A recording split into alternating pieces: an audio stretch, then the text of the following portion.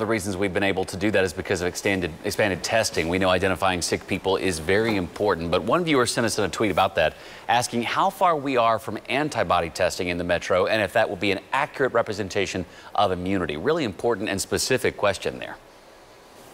That's right. We're joined with Dr. Dana Hawkinson from the University of Kansas Health System. So, doctor, how reliable is antibody testing?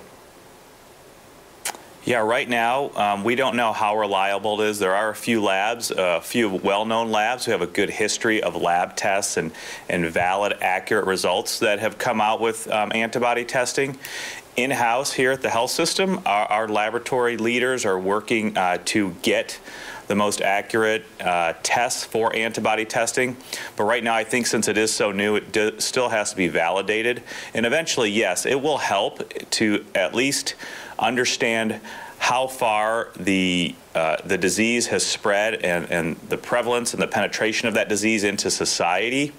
Will it offer immunity? We still don't know that. We hope that if you produce antibodies, that it will offer some sort of immunity. But we also know that some people who've had the infection and recovered don't make any antibodies at all. That's a very, very small subset of the people.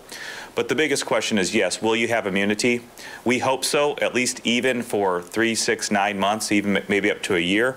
But we don't know the full extent of what those antibodies will help you as far as immunity goes.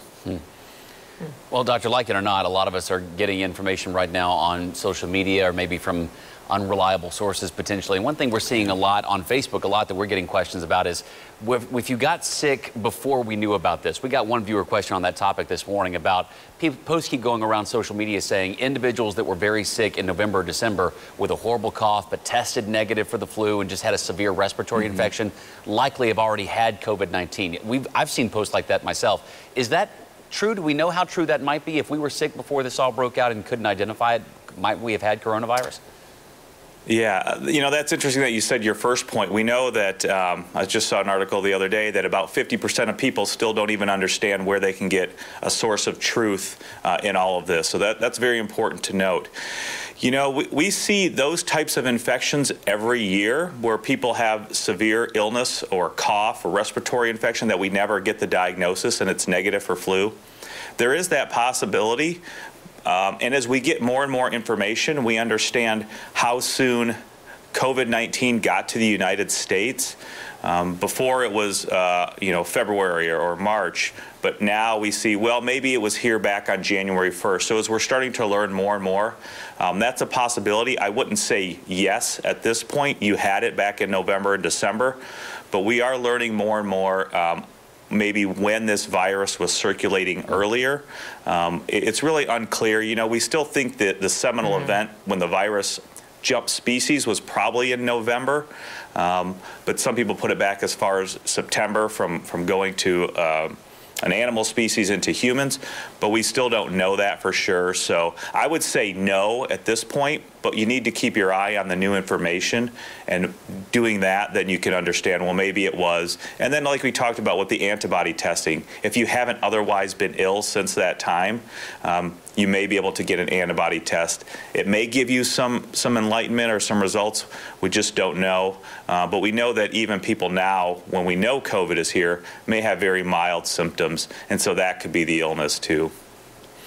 Doctor, as a follow-up to that question, there are people who felt like they had those symptoms in, late February and early March, but maybe they didn't meet one of those criteria at that time for travel or something like that. And at that time, that meant they couldn't get tested. Do you think it's likely those people potentially could have had COVID-19?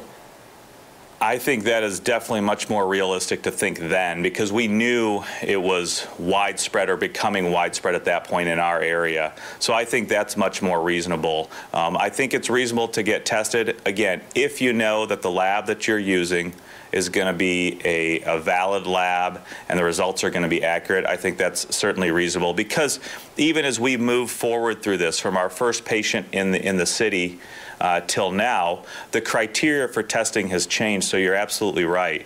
And maybe they didn't meet criteria initially.